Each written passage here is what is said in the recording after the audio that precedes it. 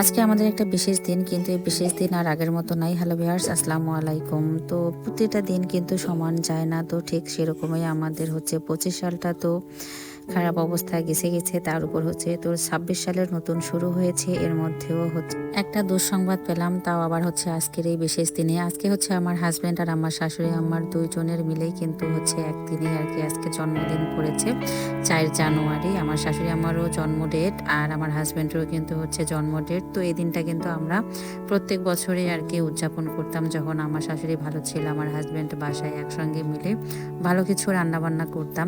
তো আজকে সেটা আর হলো না। তো যাই হোক, অনেক মিস করলাম আমার শাশুড়ি আম্মাকে। উনি ঢাকায় এখন হচ্ছে মেডিকেলে ভর্তি আছে, সবাই একটু ওনার জন্য একটু দোয়া করে দেবেন। আর আমার হাজব্যান্ডও বাসায় নেই, ও হচ্ছে অফিসে আছে। তাই আজকে বাসায় সবার এই মন খারাপ, আর নর্মাল সব রান্নাবান্না করলাম। তো গতকালকে হচ্ছে মামি শাশুড়ি একটা লাউ দিয়েছিল, তো সেই লাউটাই হচ্ছে আজকে সকালবেলা রান্না করলাম। টাটকা লাউ যেহেতু ছিল, অনেক মজা হয়েছিল। আর এগুলো হচ্ছে আমাদের পুকুরের মাছ, কিছুদিন আগে হচ্ছে আমিও তুলে নিয়েছিলাম, তো তারই কিছু ছিল। তো ওগুলো হচ্ছে তো মাছ ফ্রাই করলাম 3টা, আর এদিক দিয়ে হচ্ছে বাকি মাছগুলো দিয়ে লাউটা রান্না করলাম। তো লাউটা হচ্ছে অনেক সুন্দর আর কি সিদ্ধ হয়েছিল, খেতেও ভালো লেগেছিল। আর এর সঙ্গে হচ্ছে আমি একটু শাক ভাজি করে নিয়েছি। গতকালকে সরিষা শাকগুলো আপনাদের ভাই নিয়ে আসছিল, তো মাশাল্লাহ অনেক শাক ভাজি সকালবেলা, আর গরম গরম ভাত।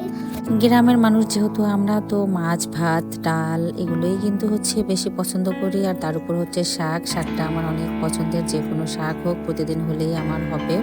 আর এদিকে দেখেন হচ্ছে একটা ঘোড়ার গাড়ি আসছে। এই ঘোড়ার গাড়িটা হচ্ছে আমাদের গ্রামেরই এক চাচার। তো এই গাড়িতে হচ্ছে আজকে আমি ধান ভাঙতে দিলাম, যেহেতু আমার চাল শেষ হয়ে গিয়েছে। আর এদিক দিয়ে হচ্ছে তো লাউ শাক দিয়ে গেল এক মামি। তো যাই হোক, বললাম না আমার শাক অনেক পছন্দের। আর দেখেন রিজিকের মালিক আল্লাহ, একদিক থেকে না একদিক থেকে কিন্তু চলেই আসে।